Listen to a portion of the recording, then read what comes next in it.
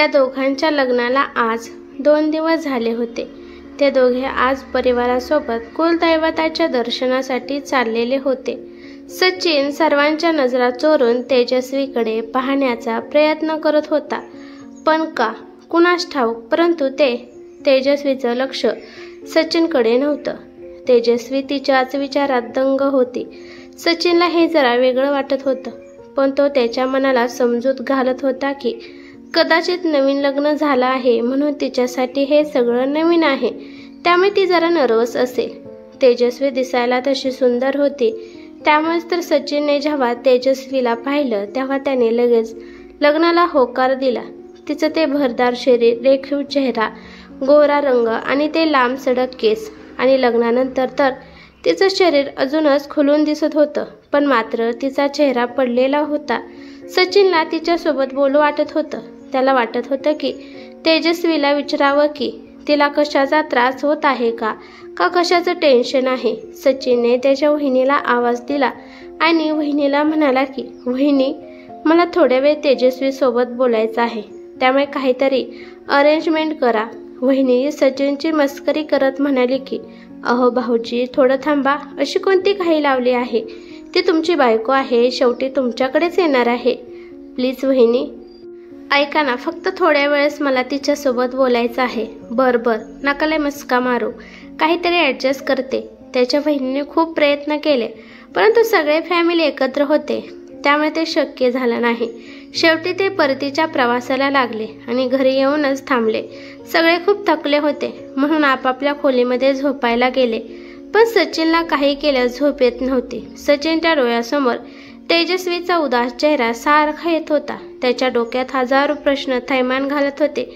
त्याला काही पण करून आता तेजस्वी सोबत बोलायचं होतं। त्याला माहिती करून घ्यायचं होतं की नक्की तेजस्वीच्या मनामध्ये काय सुरू आहे। त्याला रात्रभर झोप लागली नाही आणि पहाटे पहाटे त्याचा डोळा लागला, आणि जेव्हा त्याला जाग आली तेव्हा सगळीकडे उजाडले होते। सकाळचे 9 वाजले होते। त्याने पटकन त्याचं आवरून घेतलं आणि तो बाहेर आला, तर बाहेर सत्यनारायणच्या पूजेची तयारी चालू होती। आणि सत्यनारायणची पूजा झाल्यानंतर तेजस्वीच्या घरचे तिला न्यायला आले होते। त्याची नजर तेजस्वीला शोधत होती, पण तेजस्वी कुठेच दिसत नव्हती। नंतर पूजासाठी तेजस्वी बाहेर आली। सचिनने जेव्हा तेजस्वीला पाहिलं तेव्हा तो तिला बघतच राहिला, कारण का तेजस्वीने मोरपंखी रंगाची पैठणी घातली होती। आंबाडा घालून त्यामध्ये तिने मोगऱ्याचा गजरा माळला होता। हातामध्ये हिरव्या बांगड्यांचा चुडा, चेहऱ्यावर केलेला हलकासा मेकअप, थोडीशी रेड कलरची लिपस्टिक आणि कपाळावर लावलेली चंद्रकोराची टिकली। तिचं सौंदर्य फारच छान दिसत होतं।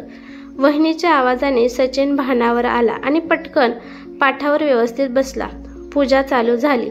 तेजस्वीने सचिनला तिचा हात हातात दिला होता आणि ब्राह्मण जे सांगतील तो मंत्र तेजस्वी तिच्या कोमल आवाजात म्हणत होती, आणि तो कोमल आवाज सचिनच्या कानावर पडत होता।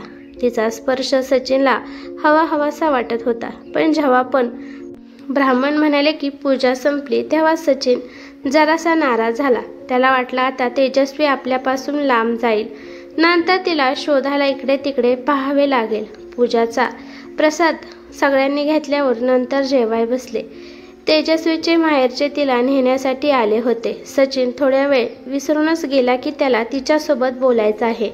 जेव्हा त्याला आठवलं तेव्हा तो भानावर आला। त्याला तेजस्वी माहेरी जायच्या आधी तिच्यासोबत बोलायचं होतं। सचिनने पुन्हा वहिनीच्या मागे कटकट लावली। वहिनी म्हणाली की थांबा 5 मिनिट, माझ्याकडून काय होत असेल तर बघते। ठीक आहे, नाही तर तुमचं तुम्ही बघा। वहिनी म्हणाली की तुम्ही माझ्या खोलीमध्ये जाऊन बसा आणि मी तेजस्वीला माझ्या खोलीत पाठवते। वहिनीने काहीतरी वस्तू आणायला त्यांच्या खोलीमध्ये तेजस्वीला पाठवलं। ती खोलीत येताना पाहून सचिन पटकन उभा राहिला। सचिनला तिच्यासोबत काय बोलावे हे सुचतच नव्हतं। तो काही क्षण तिच्याकडे पाहत होता। तो हिम्मत करून तिला म्हणाला की तुमचं जेवण झालं का आणि जाण्यासाठी पॅकिंग झाली का? तेजस्वीने खाली मान घालून हो म्हणून उत्तर दिलं आणि तिथं सामान घेऊन निघून गेली। आता सचिनला स्वतःचाच राग आला। समोर आलेले असताना सुद्धा तो तिला बोलू शकला नाही। तो निशब्द झाला होता। ती समोर आल्यावर मी वेळेवर का बोलू शकलो नाही हेच त्याला समजत नव्हतं. शेवटी ती तिच्या आईवडिलांसोबत माहेरी गेली. ती माहेरी गेल्यानंतर 2 दिवसांनी सचिनला तिला फोन करू वाटत होता, पण हिंमत होत नव्हती. त्याने हिंमत करून फोन केला, पण तो फोन तिच्या बहिणीने उचलला आणि ती म्हणाली, ताई तिच्या मैत्रिणीला भेटायसाठी तिच्या घरी गेली आहे आणि ती आल्यावर तुमचा फोन आला होता म्हणून सांगेल. रात्र झाली, परंतु तेजस्वीचा फोन आला नाही. सचिन तिच्या फोनची वाट बघत बघत झोपी गेला. दुसऱ्या दिवशी सचिन आणि त्याच्या घरचे तेजस्वीला सासरी आणायसाठी जाणार होते. सचिन खूप आनंदित होता. सासरी पोहोचल्यावर सचिनची नजर तेजस्वीला शोधत होती, पण ती त्याला दिसतच नव्हती. नंतर सगळे जेवायला बसले. तोपर्यंत तिथं भात घेऊन एक जण वाढायला आलं. भात देऊ का म्हणून विचारलं. तो आवाज ओळखीचा वाटला म्हणून तो जरासा दचकला. त्याचा चेहरा फुलला. त्याने जेव्हा वर पाहिलं तर ती तेजस्वी होती. त्याने तेजस्वीचा आवाज ओळखला होता. भात देऊ का हा प्रश्न विचारला होता, तरी पण सचिन फक्त तिच्याकडेच पाहत होता. त्यामुळे तेजस्वी जराशी गडबडली आणि त्याच्या ताटामध्ये भात वाढून तेथून निघून गेली. सचिनचं जेवण संपत आलं होतं आणि तिने वरून भात दिला. त्याने तो भात बळबळ खाल्ला, कारण सासरी पहिल्यांदा जेवत आहे आणि जर काही उष्ट ठेवलं तर त्याची इज्जत जाईल. आता वेळ परतीची होती. सचिनचा दादा गाडी चालवत होता आणि त्याच्या शेजारी वहिनी आणि त्यांचं बाळ बसलं होतं आणि पाठीमागे सचिन आणि तेजस्वी बसले होते. त्यांना 3 तासाचं अंतर पार करायचं होतं. प्रवासात 1 तासानंतर तेजस्वीला झोप लागली आणि तिची मान सचिनच्या खांद्यावर येऊन पडली. तेव्हा अचानक सचिन स्तब्ध झाला. समोर दादा आणि वहिनी बसलेले आणि तेजस्वी त्याच्या खांद्यावर डोकं ठेवून झोपली होती आणि त्याला ते जरा अवघडल्यासारखं वाटू लागलं आणि आनंद पण होत होता. ते सगळे घरी आले. घरी आल्यावर अंधार पडला होता. घरी आल्या सगळे आराम करू लागले.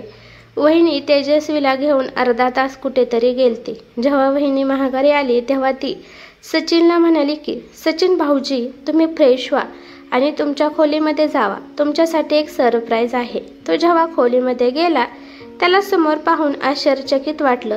त्याची रूम आज त्याला वेगळीच दिसत होती. सगळ्या फुलांनी बेड सजवली होती आणि तेजस्वी बेडवर बसली होती आणि त्या रूममध्ये तेजस्वीला पाहून तो जरासा आनंदित झाला. तो हळूहळू तेजस्वीकडे जाऊ लागला. तिच्या चेहऱ्यावरून त्याला जाणवलं की ती खूप थकली आहे. सचिनने तिला विचारलं की, तेजस्वी तू थकली आहे का? तिने मानेने नाही म्हणून सांगितलं, पण सचिनला तिच्या चेहऱ्यावर ती नाराजगी अजून दिसत होती. त्याने ठरवलं की आता काही पण झालं तरी ती नाराज का आहे ते विचारायचंच आहे. सचिन म्हणाला, तेजस्वी मला तुझ्यासोबत काहीतरी बोलायचं आहे. तेजस्वी तिच्या मंजूळ आवाजात म्हणाली की, हो बोला. आपलं लग्न झाल्यापासून तू मला नाराज असलेली दिसत आहेस. काय झालं आहे? काही प्रॉब्लेम आहे का? लग्न तुझ्या मर्जीने झालं नाही का? तुला मी नक्की आवडतो का? तेजस्वी पटकन उभा राहिली आणि म्हणाली की, अहो तसं काही सुद्धा नाही. नाही तसं काही नाही. मग तेजस्वी नेमकं कोणतं कारण आहे त्यामुळे तू नाराज असतेस? तेजस्वी सांगू लागली की मला नोकरी करायची होती. मला 2 वर्षानंतर लग्न करायचं होतं. मला स्वतःच्या पायावर उभं राहायचं होतं. मी माझ्या घरच्यांना सांगितलं होतं की मला आत्ताच लग्न नाही करायचं, पण माझ्या अजून लहान 2 बहिणी आणि मोठा भाऊ आहे. जर मी माझ्या लग्नाला उशीर केला तर माझ्या बहिणीची लग्न पण उशिरा होतील. त्यामुळे आईबाबांनी घाई केली. तुम्हाला पाहिलं तेव्हा तुम्ही खूप आवडला आहे. तुमचा स्वभाव पण मला खूप आवडला. त्यामुळे मी जास्त नकार देऊ शकली नाही. पण नोकरी करण्याची जी इच्छा होती, जे स्वप्न होतं ते कुठेतरी राहून गेलं याची खंत मला नेहमी वाटत आहे. सचिनने सुटकेचा श्वास सोडला. अरेच्छा, म्हणजे हे कारण आहे काय?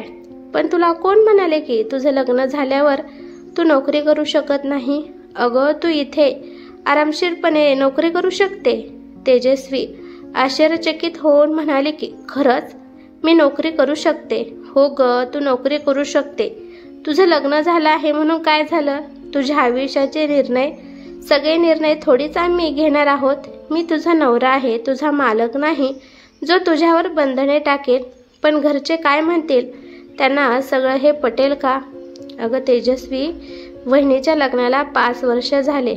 वहिनी गेले 3 वर्ष याच घरात राहून ती नोकरी करत होती. पण वहिनी जेव्हा प्रेग्नेंट झाली तेव्हा वहिनीने ब्रेक घेतला आणि आता बाळ थोडं मोठं झालं की नंतर वहिनी दुसरी नोकरी पाहून जॉईन होणार आहे. अगं तुला नोकरी करायची आहे हे ऐकून सगळ्यांनाच आनंद होईल. उलट घरातल्या मुलांबरोबर सुना पण त्यांच्या बरोबरीने काम करतात हे ऐकून प्रत्येकालाच अभिमान वाटेल. आपण उद्यापासूनच तुझ्या इंटरव्ह्यूची तयारी करू. हे ऐकून तेजस्वीने नकळत सचिनला मिठी मारली. आता सचिन पण निश्चिंत झाला होता. त्याच्या मनातील सगळे भ्रम निघून गेले. सचिन तिला म्हणाला की तू झोप आता, तू खूप दमलेली दिसत आहेस. सचिनने तेजस्वीच्या चेहऱ्याकडे पाहिलं. तिचा चेहऱ्यावर एक प्रकारचं तेज आलं होतं. तिचा चेहरा फुलला होता. आता खरं तिच्या चेहऱ्यावर नवीन नवरीचं तेज दिसत होतं. दुसऱ्या दिवशी सचिनने घरच्यांना सगळं काही सांगितलं आणि तेजस्वीच्या आईवडिलांना सुद्धा हे ऐकून छान वाटलं की आपल्या मुलीचं राहिलेलं अधुरं स्वप्न तिचा नवरा पूर्ण करत आहे. तेजस्वी स्वतःला खूप भाग्यवान समजत होती. सचिनसारखा तिला समजून घेणारा नवरा मिळाला आणि सासरची माणसे पण खूप प्रेमळ होती. ही कथा कशी वाटली ते मला कमेंट करून नक्की सांगा. कथा आवडली तर लाईक शेअर नक्की करा आणि चॅनलवरती नवीन असाल तर चॅनलला सबस्क्राईब करा. धन्यवाद.